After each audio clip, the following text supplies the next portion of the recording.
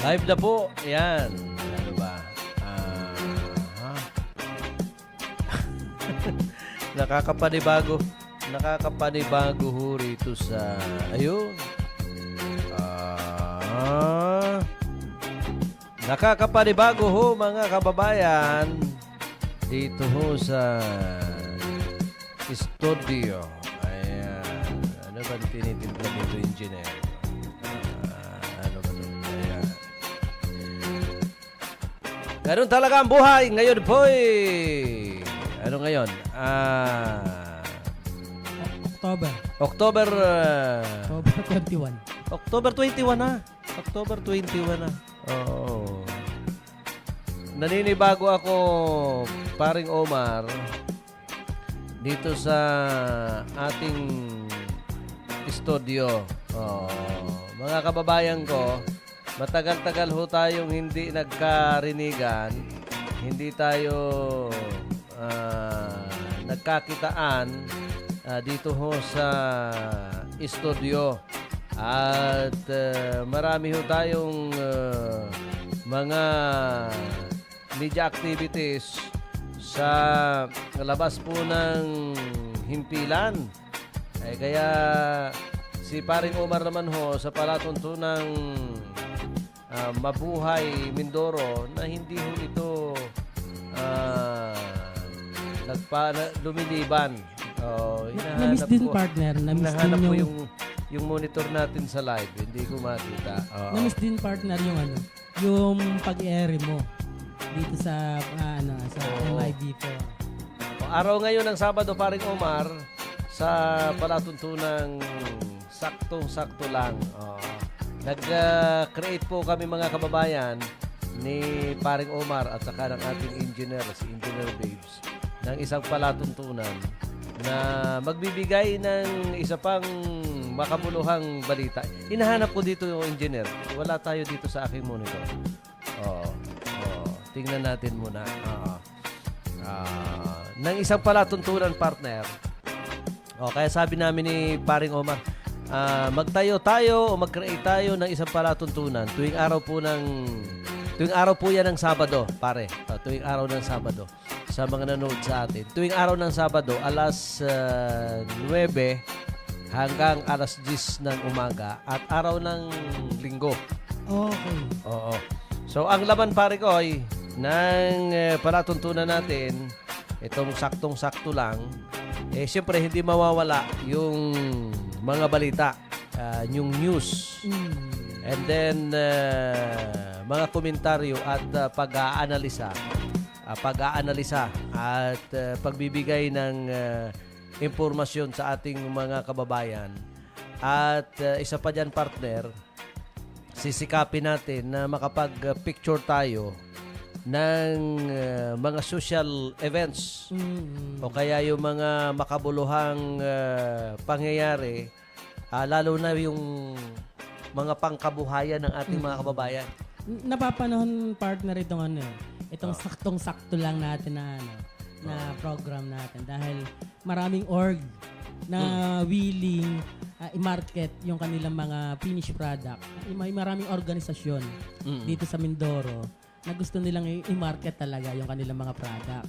Kaya siguro ang atin, marapatin din natin, napuntahan natin sa area ng mga organisasyon, mga magsasaka, yung mga manggagawang bukid para makita din natin yung kanilang mga finished product. May market na rin natin sa buong Oo, at ipakita natin na sa Oriental Mindoro ay hindi lang palay ang ikinabubuhay kasi hanggang ngayon ang Mindoro dito sa area ng Luzon ang Mindoro ay isa sa mga itinuturing na rice granary ng number 1 ba o rehiyon. number 2 mo, partner? Luzon, sa Luzon. Isa sa mga... Nueva Ecija ang number 1 sa Pilipinas. Oo, rice producer talaga ay Mindoro. Partner, pagbati muna, baka malimutan ko kay Charlie Ebora. Naandyan ngayon niya sa Laguna. Magandang umaga sa'yo, pinsang Charlie Ebora. Oo. At total bumabati ka rin. Oo. Babatiin ko rin yung aking kaibigan dyan sa San Agustin. Uno nang nauhan na siya naman Nauhan. kasalukuyang ABC President ng Liga ng mga Barangay. Partner nga pala. Kapitan RJ Recto. Recto. Ito walang kalaban yan. Hindi siya nilabanan. Ano bang ano yun? Barangay San Agustin. San Agustin. Partner nga pala si Boss Dan Jeremia kung tayo daw ay bakante. Sa 24, October 24, Fiesta ata ng Bangkuro, ini-invite tayo. Nangingimbita. Ni Boss Dan, ni Sir Dan Jeremia. Magandang pangitain yan kapag nangingimbita. Nag-i-invite na. Oo. At magandang umaga rin. Kanina, off-air, nakausap natin si dating Vice Mayor Hil Ramirez. Oo, kasi Kumusta kausap ba? ko siya. Kumusta ba ngayon si Engineer? Si ang ating inhenyero ng Calapan City. Kung siya, busy siya doon sa, pa, di ba sa engineer, ay may mga kontrata. Oo, may mga, kasi siya ay civil engineer. Hindi pa naman siya pumapasok sa politika. Ang trabaho niya ay construction.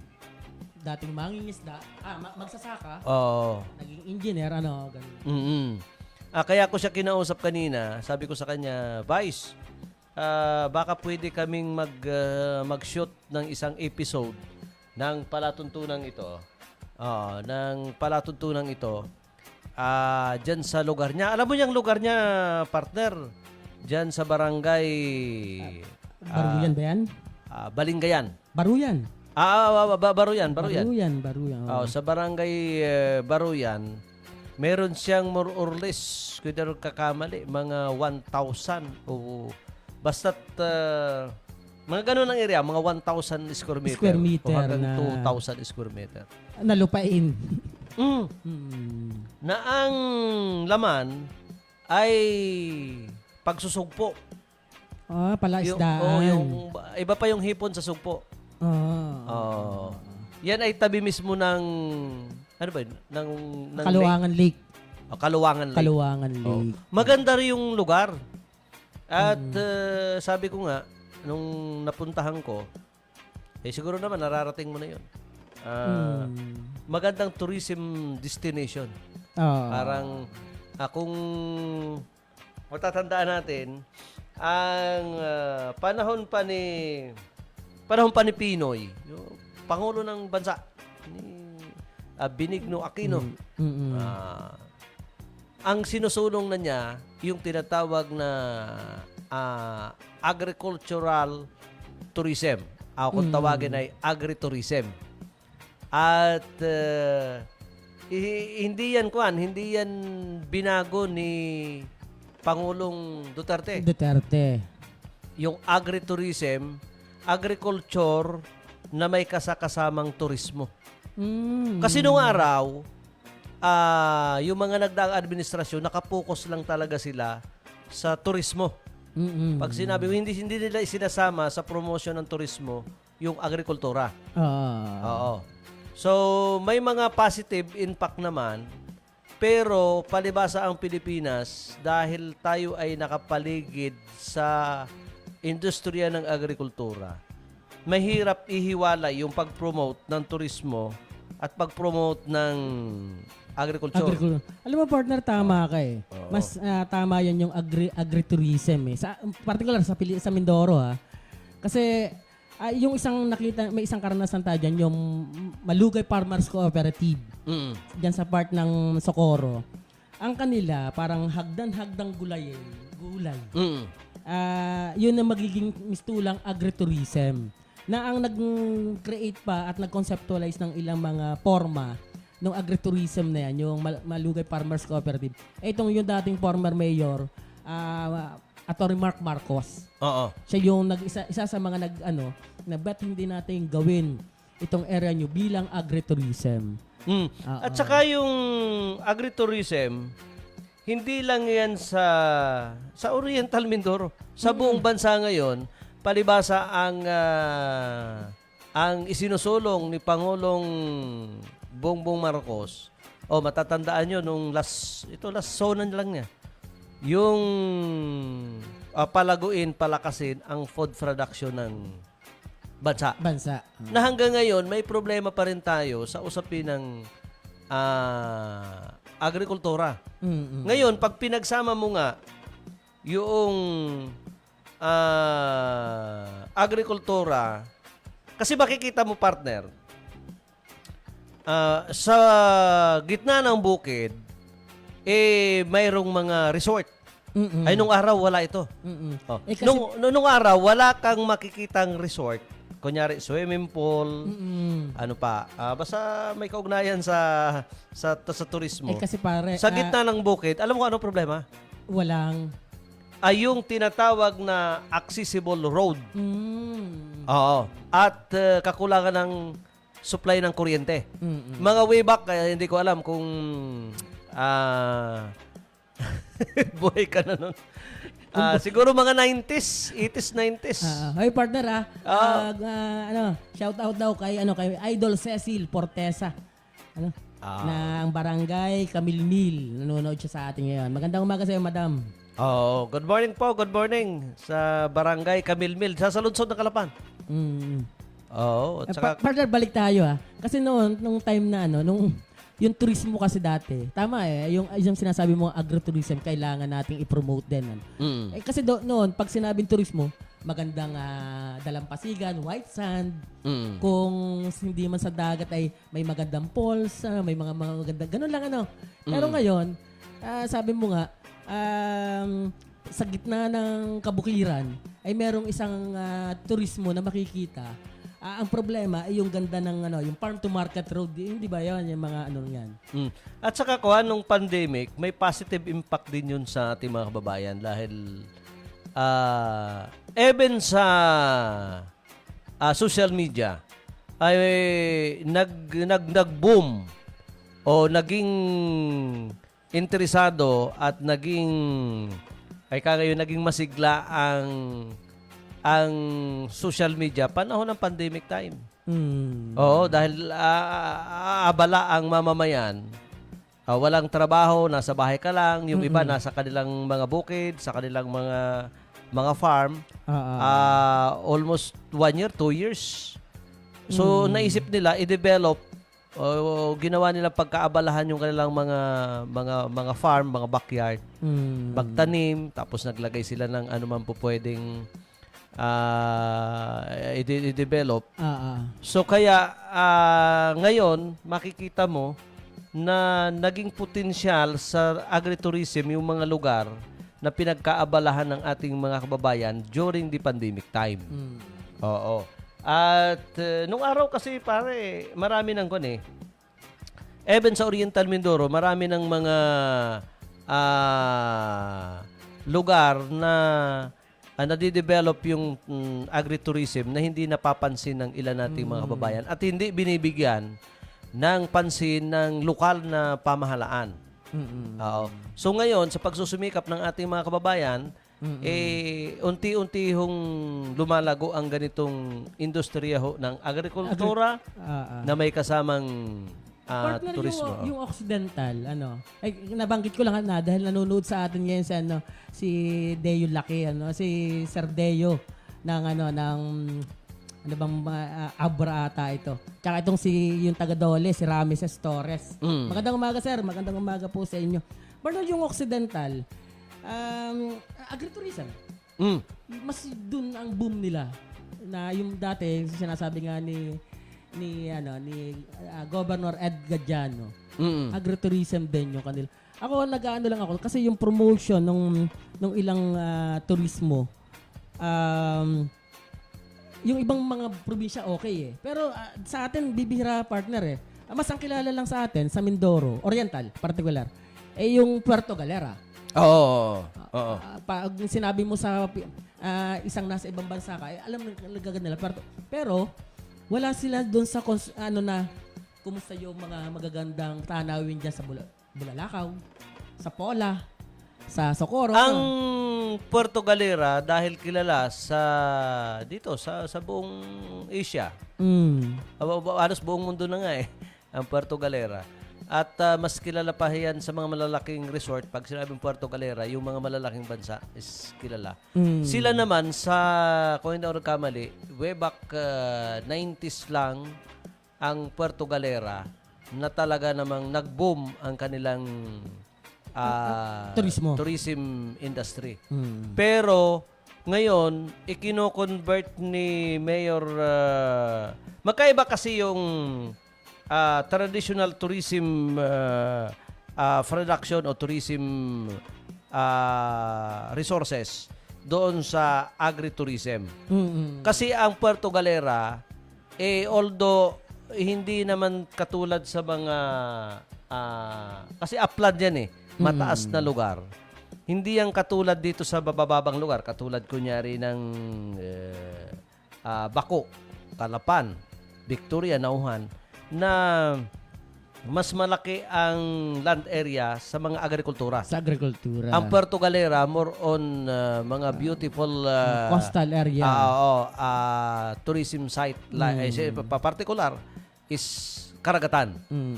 Oo, kulang sila sa agrikultura. Kung mayroon man, hindi maituturing na katulad dito sa mga mabababang lugar pagdating sa agrikultura. Kaya sabi ni Mayor Roque, sabi sa akin, Kuya Ed, gusto ko rin yung programa ng agritourism. Kanya lang siyempre mataas yung lugar nila, may mga tanim na hindi, katulad ng palayan, hindi naman po pwedeng. Kanya lang, may mga konsila dyan, may mga, ang diskarte nila dyan, restaurant sa mga matataas ng lugar na ang view nila is karagatan. Pero talaga nakapokus sila dyan sa mga resort, sa mga tabing dagat. Katunayan, nagsusumikap ang pamahalaang Ilagan at ilan pa mga local sector dyan, pare ko, sa Puerto Galera. Tanda mo, nagkaroon dyan ng yung Oktoberfest. Ito October. October Festival ng ibig sabihin. Lumayo tayo sa Oktoberfest, meron din ang pola. Oo, nagkaroon ng pola. Kay SK Siren. Noong araw, pag sinabing October Festival, panainuman lang yan. Ang kwento ko, ewan ko kung baka nagkakamali ako. Doon lang nakapokus lahat. Oo, mag-iinom ka lang sa kalye. Dito hari sa lungsod ng Calapan, parang noong araw, mayroon din. Time ni Congressman Arnan. Oo. Isasarado itong isang kalye. May nagsasayaw dyan, may mga show dyan. May banda. Bumari ka na, uminom ka na. Sponsor yan ng isang malaking kumpanya ng alak.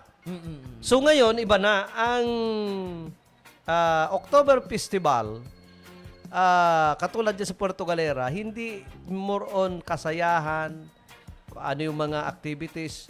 Sinamahan nila ng tourism activities. Hindi lang yung sasayaw ka sa kalye, inom ka, nood ka ng kung ano-ano. So sa Puerto Galera, iba ang ginawa. Ipinopromote yung tourism site nila. Nag-invite ng mga malalaking negosyante, ipinakikita na ang Puerto Galera ay ito siya. Kasi tawag sa Puerto Galera ngayon is, may tawag sila, diving capital. Diving capital. Of the Philippines. Nanood na ba yun? Na-open na nila? Yun ang pinopromote nila ngayon. Oy, partner ito yung taga-Occidental, si Delphin, Delphin Laki. Padayon, kasama ang Omar at Ed. Dito sa Occidental at Occidental Mindoro. Parehas potential sa tourism spot. Basta wag lang sasalantain ng mga dayuhang damuong. Oo, number one yan. May kon dyan ako sa akin, pag-uusapan yan, may positive and negative impact. Lalo, at tinutukoy dyan yung mining, yung pagsira sa kalikasan. Tama, partner. Tama yan. May positibo at negatibo ho yan. Yang usapin na yan. Sa una, makikita mo, partner, usapin ng mining partner, tayo. Ako, particular. Ikaw din, minsan nag-usap na tayo dito. Tayo okay tayo sa mining. Pero hindi tayo, against tayo dun sa Mining Act of 1995, sa batas ng pagmimina. Pero okay tayo sa mining kasi lahat ng ginagamit natin sa araw-araw ay galing sa mina. Ano, Yung di ba, partner? tinatawag na responsible mining activities. Kanya lang malalim yung ibig sabihin nun. Yung Siyempre. Mahirap Oo, na. ang daming kailangan mo i-considera dyan. Good morning kay Ariel kaibigan ng Rojas. Rojas Oriental Mindoro. Good morning po. Maraming salamat sa panonood dito sa Saktong-Sakto Lang. Oo. Napag-usapan natin kanina, nabanggit natin yung Oktoberfest, ano? Okay. Puerto, hindi naman ginaya, kasi sabi ni Mayor Ina Alegrejo ng Pula, ginagawa na nila to yung maagang Pasko, yung pailaw sa Puerto Galera, na yun din ang laman, agritourism,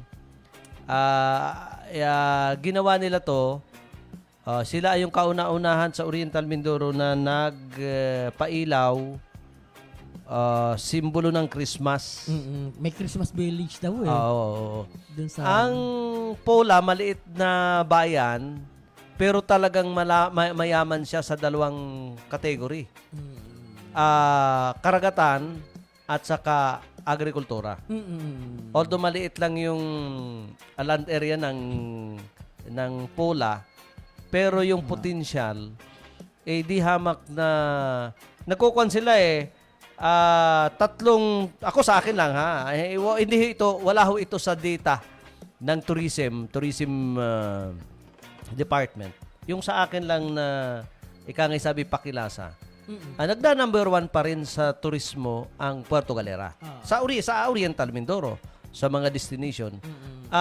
Padalwa dyan is Bulalakaw. Okay. So sa akin parang patatlo lang ang Pola kung hindi pa sana nagkaroon ng oil spill. Sa Sana papunta na sila doon. Partner, yung sana yung oil spill na nangyari nga. Sayang man din partner yung Pola na yan. Kasi yung mga time na tayo na andun, may mga magaganda na yung may nagbubub na yung ilang mga resort nila. Halimbawa sa Misong, Barangay Misong. Merong Bihiya. Bihiya ang tawag nila doon sa resort. Ang dami ng mga turista, local at saka mga foreign, yung turista, ang mga dumadayo na doon. Malaki ng pakinabang ng mga mamayan, ng barangay, dahil may mga business na sila na-establish eh. May konting sari-sari store, nakakapag-produce na sila ng kung mga yelo, maraming yelo, para i-deliver sa mga... Ang kulang lang dyan sa Pola, yung transportation. Oo, yung mula doon sa boundary ng Socorro, papunta ka ng Pola. Hindi katulad ng Calapan to Puerto Galera, may mga commercial vehicle na dyan. Tapos Na pwede kang sumakay. partner, kahit sana naman magawa ng paraan din ito nung bayan ng Pola nga. Tama yung transportation. Kasi kung minsan ang mahal ng singil sa pamasahe, Tapos yung kulang pa dyan yung restaurant. Restaurant. Ang hotel, kulang. Hindi, ang ganito naman, ang sa akin doon, hindi ko naman siguro pwedeng sabihin, kulang because yung demand ng tao, kapag marami ng bisita, wala ka nang makainan na hindi katulad sa Calapan, na kaliwat kanan, or Puerto Galera, kaliwat kanan, may makakainan ka. Sa Pola, hindi ganon because, hindi nga, kasi puhunan pa rin ang kailangan mo. Yung mamumuhunan sa Puerto, medyo, Pola, parang takot pa silang mag-invest pagdating sa ganon. Dahil nga, na babago silang, ang dami ng investor nung araw dyan sabi ni Mayor Ina, madami nang gusto mag-invest, mag-develop ng resort. Naudlot nga lang, siyempre nag-pandemic, and then nagkaroon ng oil spill. Kaya ang tema nila dyan ay yung Bangon Pola. Partner, paano yung mga ancestral house? Yun. Dyan sa Pola. Kasi isa yan dito sa atin sa Lalawigan. Ikalawa itong Bungabong. May mga ancestral house dyan. Pero minsan tayo, nakausap natin si District Engineer Salvador Abad ng First District na may plano ata si Congressman Arnan at yung mga LGU, particular yung Pola, na i-develop yung mga ancestral house. Paano partner yon? Yung ba ay halimbawa, pag-aari mo kunwari yung isang ancestral house na yan, na ano, mga sinaunang bahay, ngayon, makikialam yung local government. Ano ba yon? Ibibenta mo para ma-preserve o pag-aari mo pa rin yon? Paano ba yung mga ganun? Number one, ang pagkakaalam ko dyan, pare, dyan sa poblasyon ng Pola, ay hindi ko lang makuha ang tunay na location. Yung karamihan sa bahay dyan ay walang titulo. Pag-aari pa yan ng pamahalaan. Ng pamahalaan. Oo. So yan siguro ang unang tutukan kung paano to maitatransfer sa mga nakatira dyan. Hindi nga maisanla sa bangko. Ganun ba yun? Hindi maisanla sa bangko. Baka pati yung kay kabayan dong bahay, malapit dun sa... Kasi tama, partner eh. Kasi nung time ng Espanyol, ng mga Kastila. Oo. Kasi nakasentro lahat yan. Ang sentro de gravidad ay yung munisipyo. Nandiyan yung mga tauhan. Oo. Sa paligid mo. Yan na siguro yung sinasabi mo nga na walang mga titulo. Yan ang mangyayari dyan. Pero yan ay pag-aari na hindi naman tayo abogado, pero pag-aari yan na. ay pag-aari na yan ng mamamayan na nakatira dyan. Wala ang titulo na magsasabi. Kumpara doon sa mga legal na katulad ng bahay mo, may titulo. Sa'yo talaga yun. Ibubuwis mo yun. Ngayon ang tanong doon, yun nga pwede natin itanong niya siguro sa assessor's office ng Pola o kaya kahit dito sa provincial. Ibinubuwis ba yun? Yun ang mga tanong doon. Ibinubuwis ba? Paano yung siguro ipagtatanong natin, ibinubuwis ba? Di ba? Ang tanong mo doon yung pag-aari yan ng tao sa rights na ikaw ang nagpatayo ng bahay. Kung kukuhanin kunyari yan ng gobyerno, ay di parang joint project kayo. Ikaw na nagtatangan, ikaw na nagpatayo niyan, ikaw nakatira diyan. Gustong i-develop kung bahagi ng kung ano man. Para magiging kanyan joint project yan ng isang tao between ng gobyerno.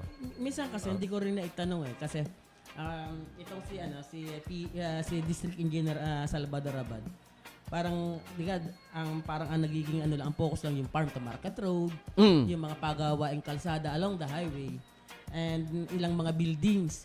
Pero nung minsan sumagi sa kanya nga, nung tanda mo nung SOTA, State of the Town Address, parang yun yung binabanggit niya. May mandato ang local government unit at si Congressman Arnan Panlaligan para dun sa pagpreserba ng mga sinasabi kong ancestral house na yan. Yan ay tutulungan dapat ng DAR, ng DENR, local government, DPWH. Pero mas maganda dyan, ikuhan mo na. I-award doon sa kung sino yung nakapwesto dyan sa lugar na yan. Yun ang yun ang tingnan pa rin. Hindi ko lang alam kung sino pwedeng ahinsya na pwedeng manguna dyan. Kasi yan ay land property yan ng gobyerno. Di ba may mga programa ang gobyerno na mamahagi ng lupain. Hindi natin alam kung bakit hanggang ngayon hindi yan may award. Saan papasok na guidelines ang gobyerno para makuha o maangkin. Kasi hanggang ngayon, partner, sa kaliblibang lugar, sa pangkalahatan, kaya nga nagkaroon ng gera ngayon sa ibang bansa.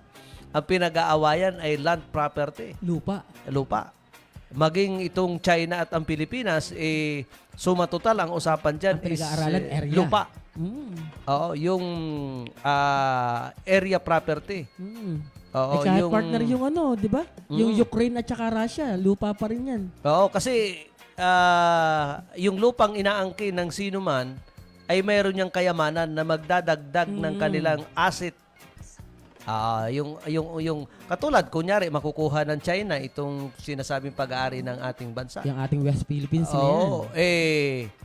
Di hamak na lalaki ang kanilang kapangyarihan, yung kanilang asset is lalaki. Alam mo, partner, sa maliit kong pagkakaalam, malaking bagay na mayroong kang asset. Ang Pilipinas, malaking bagay na mayroong kang asset.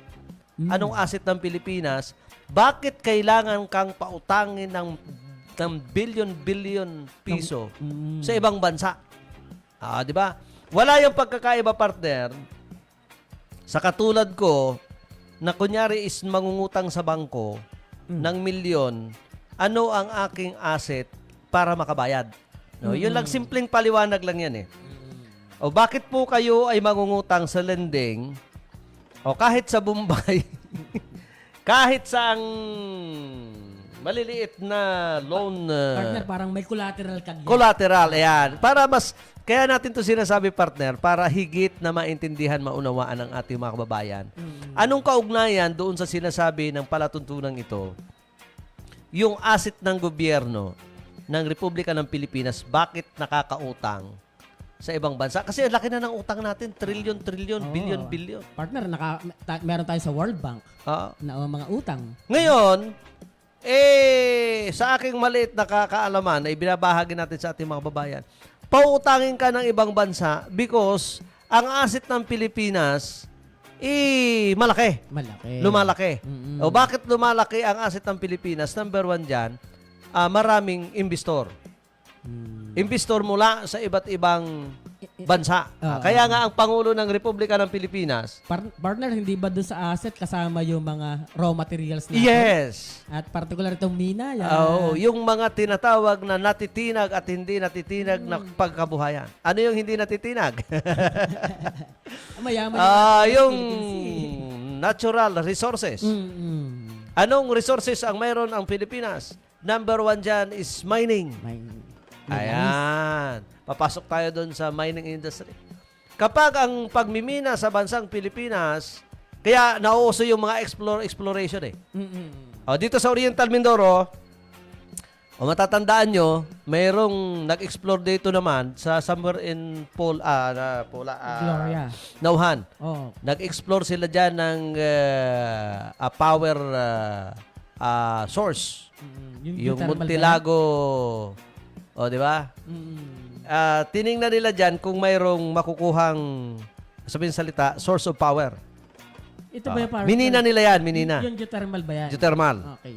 Ngayon, kung sakasakali, para maintindihan ng mga nanonood sa atin, kung sakasakali na nagmaterialize, nagkaroon ng kunyari ng 2 point something megawatts na power source dyan, is sa madaling salita niyan, asset na yan ng Oriental Mindoro. Asset na yan ng bayan ng Nauhan. Malaki na ang kanilang... Sa pangkalahatan, mayroon ka ng malaking kayamanan, kabuhayan, na lokal na mayroong pag-aari ang bayan ng Nauhan.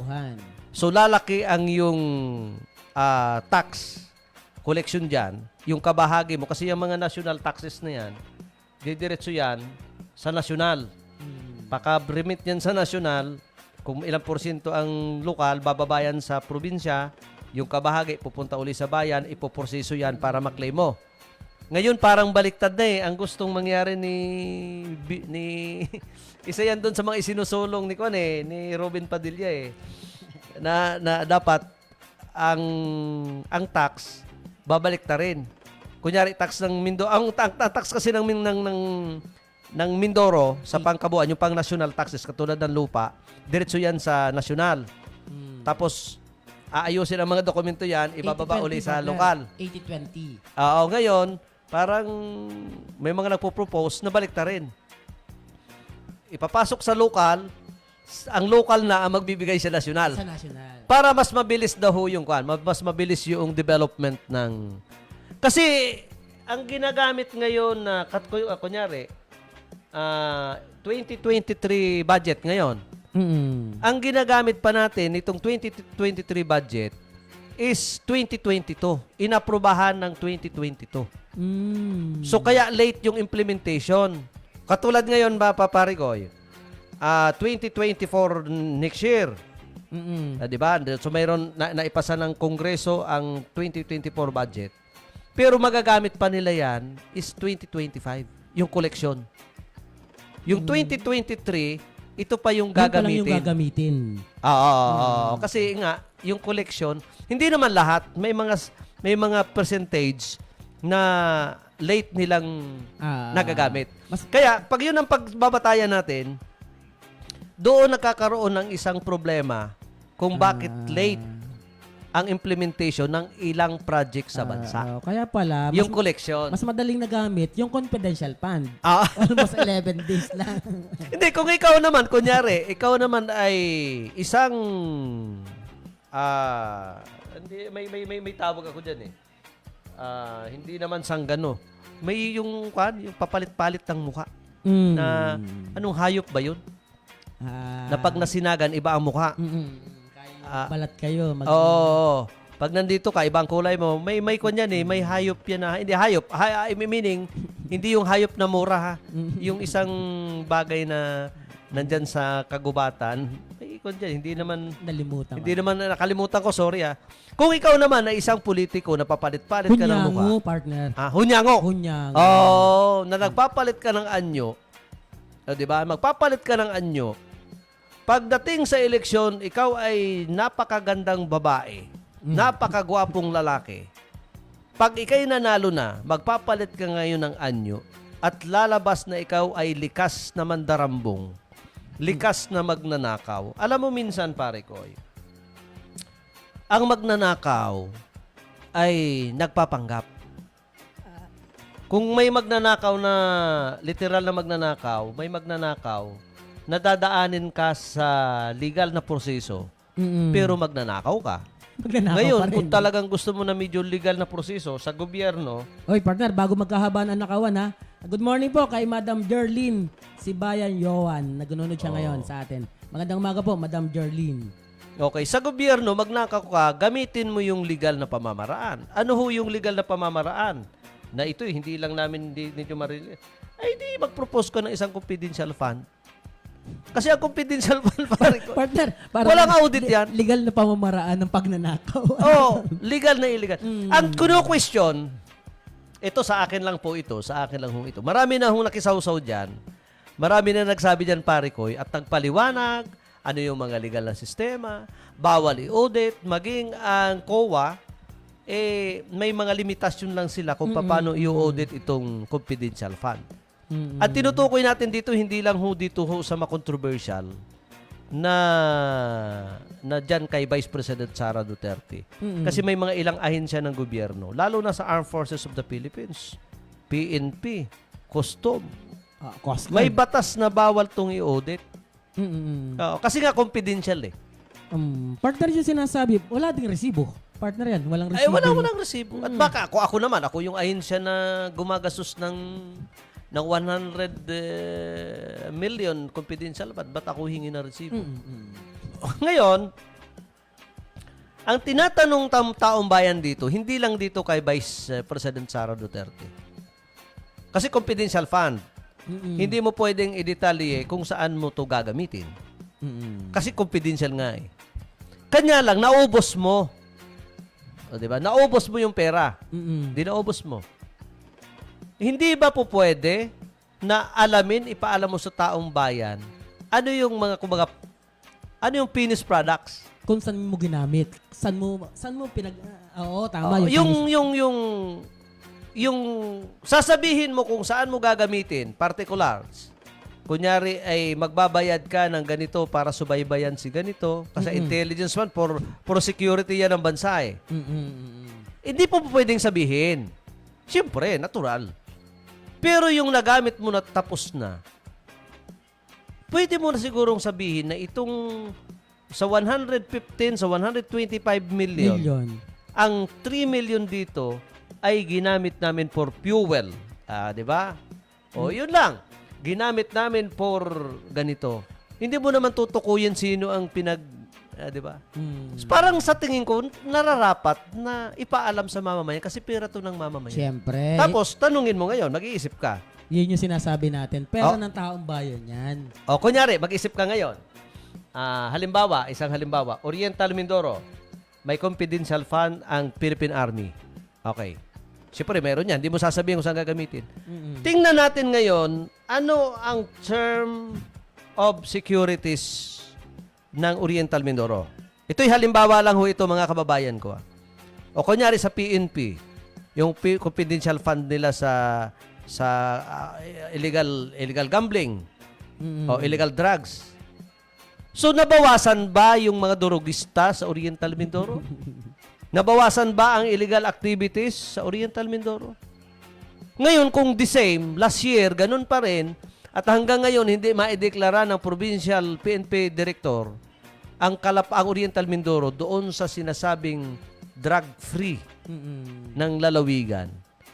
So mag-iisip ka ngayon, ito isang halimbawa lang ho mga kababayan, hindi ko eksaktong sinasabing ganun sila. Mag-iisip ka, ginastusan natin ng milyon-milyon. Tapos yung security ng ating bansa ay wala pa ring pagbabago. Mm. Oh. Katulad dyan dito sa pinag-aagawa ng China at saka ng Pilipinas, na hanggang ngayon, hinaharas pa rin. Mm-mm. At kung titingnan mo sa mga taong nakalipas, parang mas lumalala ang tensyon dyan sa West Philippines Sa Sea. West Philippines, sa pagitan ng China at ng Pilipinas. So, nasaan yung mga intelligence fund ng gobyerno na ilagay dyan Partner, na yung production, yung good result, partner, ito is nga, wala. simple lang eh. Ah. Good morning muna po kay Consel Sani Gomez ng Barangay Fortuna. Partner, simple lang eh. Yung kasing PCSO, Philippine Charity Statistics Office, humingi din sila ng 100 million confidential fund. Pero partner, ang sinasabi nga ng Congress, humingi ka ng last year. Lalong dumami yung pogo, lalong dumami yung mga illegal na sugal sa Pilipinas. Ano pa yung confidential fund na yan na hinihingi mo na naman at gusto mo pang magpadagdag ngayong darating na 2024. Kaya partner, tama na yung ginawa ng ng Speaker of the House na lahat ng confidential fund ilagay na lang dyan sa, halimbawa, sa security ng bansa. Halimbawa, Coast Guard, PNP, AFP. Yung mga agency, mga ahensya ng gobyerno, na ang trabaho talaga ganun. Para matukoy mo, ito yung ginawa nila Congressman Arnan sa Kongreso, itong pagpasa ng 2024 budget. Inalis yung mga ilang ahensya ng gobyerno na na binibigyan ng confidential fund. Inalis nila to. Inilagay nila doon sa mga ahensya na ang mandato ay para sa seguridad ng bansa. Kasi nga sayang ang pera. At isa pa diyan, partner, may mga ahensya pala ng gobyerno. Katulad kunyari Department of Agriculture nung last year, pagpasok ng 2023, napanood natin yung deliberation ni Congressman Arnan na yung mga ahensya ng gobyerno, inisa-isa niya na tanungin kung saan napapapunta yung mga pirang ina-allocate yearly. Kasi may mga ahensya ng gobyerno, pare ko, na hindi nauubos yung budget, yung taunang budget, at ibinabalik pa sa DBM. At partner, pag hindi naubos yun, yung budget na yun, next year, babawasan yung budget mo. Kasi katulad nung... Kasi ang paliwanag daw nila, hindi mo naman kayang yan eh. Tapos hihingi ka ng panibagong... Hihingi ka na naman ng panibagong budget. Lalo na, ang ginisa dyan, yung BIFAR. Na may mga ibang sangay, sangay ang BIFAR na hindi naman nagagamit yung budget. Tapos isinasauli, kukuhanin kasi sa'yo yan eh. Tapos magre-request ka sa budget hearing another year, maghihingi ka ngayon ng additional budget dahil hindi mo naman nagamit yung budget mo eh. Hindi mo naman Pero ngayon, mukhang may bagay, may mga ahensya ngayon, katulad ng Department of Public Works and Highways, napag-alaman natin, kasi ang First District, pare ko, nung huling interview natin kay District Engineer Abad, sabi niya sa class category, ang First District is panlima sa buong Pilipinas. Sabi pala ni First Congress... District ng Oriental Mindoro. Sa buong Pilipinas, ang distrito ng DPWH sa buong bansa, more or less, na mga nasa 200. Oo. Dati-rati, ang First District ng Oriental Mindoro hindi napapasama sa Magic 10. Wala sa listahan. Ngayon, sabi ni Abad is number 5, pero sabi ni Congressman Arnan Panaligan, is number 1 na tayo sa buong Pilipinas. Mare. Sa kategorya na mas mabilis ang implementasyon ng project. Yun palang ibig sabihin nun. Number 1 tayo dahil madaling ang pag-implementation ng mga projects natin sa lokal. Oo. Sabi ni Assistant District Engineer Alvin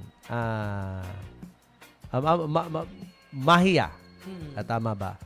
Isa raw sa mga kung bakit naging number 1 ang First District ng Oriental Mindoro sa category kapag pag-uusapan yung bilis at tibay ng implementation of project. Nakita raw yung mga nung una raw may mga hindi na-obligate. May kunyari may itong taong ito katulad ngayon last quarter na tayo. Yung budget ng kabuuan ng 2023 hindi na ilalagay sa mga particulars na project. Sa project. So ngayon daw, kunyari, kasi hindi mo naman ito ma-implement ngayong taong ito Pero may tukoy ka na, may naka-allocate na, may dokumento na itong tulay na ito ay nailagay na yung pera para ipagawa. Pero tatapusin ito sa 2024. Pero ngayon pa lang 2023, yung budget niya is naka-allocate na. Nung araw daw, nung unang mga nagdaang taon, kaya nagbabalik pa ang Department of Public Works and Highways kasi nga hindi nagagasta yung pera. Kumbaga, isa yun sa mga pinagbasihan, yung mabilis na implementation, paniningil, lahat na sistema. Dito ngayon, nakatuon ang Department of Public Works and Highways, First District Oriental Mindoro. Kaya nag-number 1 sa category of Implementation. So ito naman ang maganda ngayon. Kaya natutuwa si Congressman Arnan sa teamwork nila ni District Engineer Abad. Kasi ito naman daw si Abad pagdating sa mga paperworks, maasahan. Ayaw daw niya ng kwan. Ayaw daw niya na magsasauli ng pera ang distrito sa national government kasi sayang. Kaya hindi man ma-implement ngayong 2023, is tukoy na. Tsaka partner, Obligated na kung tawagin. maganda rin yung ganyan maganda yung tandem ng congressman ng unang distrito at saka nitong district engineer ng First District. Kasi kung hindi magkasundo yung mga yan, ay hindi magna-number 1 tayo sa madali ang implementation ng mga projects, di ba? Sabi nga ni Senator Cynthia Villar, ba't ka maghihingi ng additional budget sa 2023 o 2024 kung yung budget na naka-allocate sa'yo, hindi mo nagastos? Hindi mo naubos. Hindi mo naubos. Di sayang lang. Ang sayang dyan, hindi ho sayang yung pera, mga kababayan kong Pilipino. Dahil hindi naman nila ninakaw. Sayang po yung panahon na inilagay kayo dyan para ho magtrabaho para sa mga susunod na henerasyon ay siyang makikinabang. Sayang yun. Dapat sana, kung in-implement mo, napakinabangan na ng taong bayan. Mm-mm. Ikalawa, kung yan ay utang sa panlabas o panloob, yung capital dyan para sa implementation ng project, at least napakinabangan ng taong bayan. Sana. Kami po live sa aming studio sa MIB4 Mindoro Internet Broadcast sa Mimaropa Region. Kasama po ninyo si Omar Clerigo, Edmancera po sa palatuntunang saktong-sakto lang. Maglalaman po ito ng mga balita at komentaryo tuwing araw po ng Sabado, alas 9 hanggang alas 10 ng umaga at araw po ng Linggo, the same time. Okay. Habang kayo po ay namamalansya, kayo naglalaba. Kasi may naglalaba ngayon, partner. May ano man ang gawain nila, ay nasa harapan nila yung cellphone. At nanonood at nakikinig sa ating programang Saktong-Sakto Lang. Kung hindi man pare ko, ay nagti-TikTok.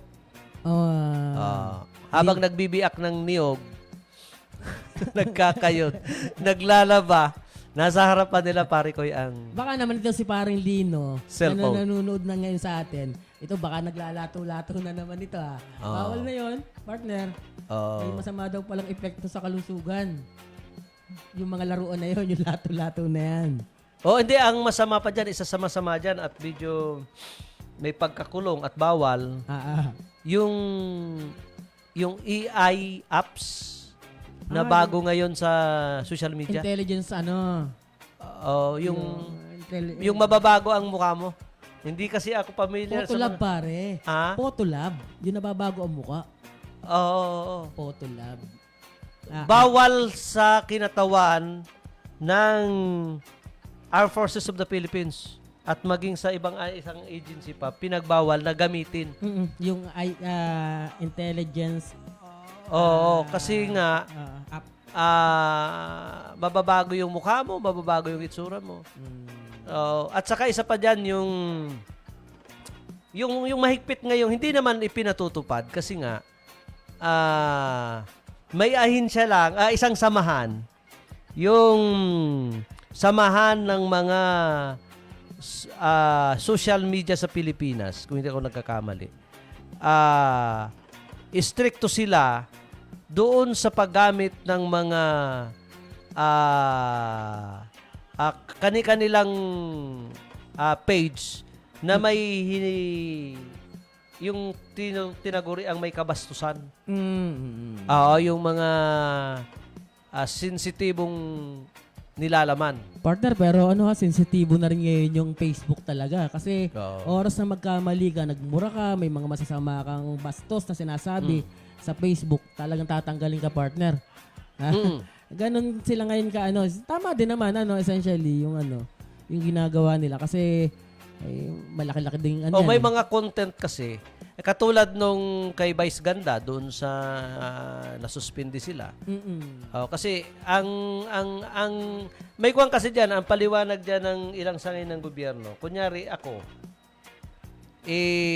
may kalaswan akong ginagawa, lalagay ko pa sa aking Facebook, ay talagang bawal. Tapos yung mga iba pang hindi ka nais-nais, siyempre bawal. Tama lang yun. Kahit partner, ipagbawal. yung magmura ka sa Facebook talaga, na ano mo lang, Oo. At saka may national na batas na may mga bagay na hindi mo pwedeng gawin. Mas maganda na yun. Mas maganda na yun para... Kasi ngayon, kapag may mga tao na kapag nakahawak lang ng cellphone, pwede ka na mag-vlog, pwede ka nang magsalita kung ano-ano, na wala kang sinusunod na regulasyon. Kailangan yung outlet na yung kung saan napapanood, nakikita ang yung mga activities para sa taong bayan ay kapakipakinabang. Yung iba kasi kapag nakapag-vlog na, kung ano na lang ang lumabas, yun na, wala silang pakundangan, walang nagmamanto sa kanila na ito yung bawal, ito yung hindi. Hindi na rin yung mga content, wala na rin. Kaya dito sa aming palatuntunan, lahat na inyong mapapanood, mapapakinggan ay kapakanan ng mamamayan. Kapupulutan po ninyo ng aral, kapupulutan po ninyo ng hindi man sapat na impormasyon, pero saktong-sakto lang para sa inyong mga kaalaman at pwede ninyong pag-umpisahan ng inyong gustong tuklasin, alamin sa pamamagitan po ng aming palatuntunan ni kasamang Omar Clerigo. Wala tayong oras, partner. Okay, partner. Bukas. Sakto lang. Bukas. Alas 9. 9 to 10. Okay. Hanggang alas 10, Sabado at Linggo. Ito po ang inyong lingkod.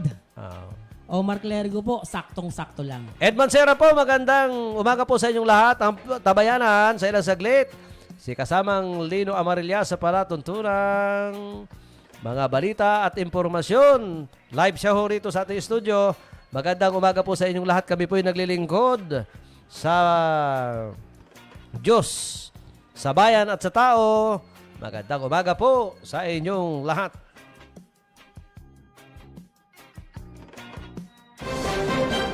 Luzon, Visayas at Mindanao. MI before na papanahon sa makabagong teknolohiya sa larangan ng online radio saan mang bahagi ng mundo pinapanood, pinakikinggan.